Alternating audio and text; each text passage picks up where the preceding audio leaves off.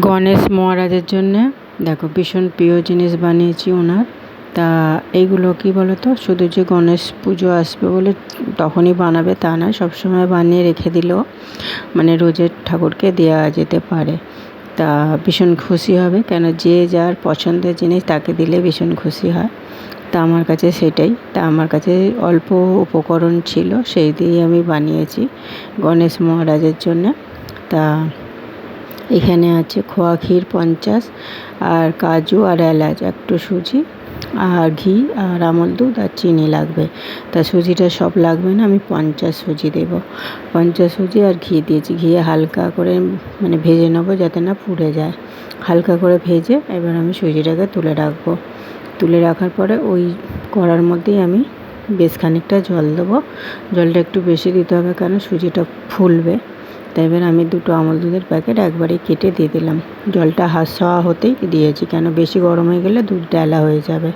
এবার ভালো করে মিশিয়ে নিয়েছি। এবার দুধটা ভালো করে ফুটে একটু কমে যাবে, তারপরে আমি সুজিটা দেবো। তা কমে গেছে, এবার সুজিটা আমি দিয়ে দিলাম। দিয়ে ভালো করে নাড়তে হবে, নাহলে তলায় লেগে যাবে। লেগে গেলে ডেলা হয়ে যাবে, মানে সমানে নেড়ে যেতে হবে। দেখো আঁচটা একটু কম করে নেড়েছি, দুধটা অনেকটা টেনে গেছে সুজির মধ্যে। এবার লাস্টে আমি চিনি দিলাম। চিনি 100 মতন দিলেই হবে, একটু মিষ্টি না হলে ভালো লাগবে না।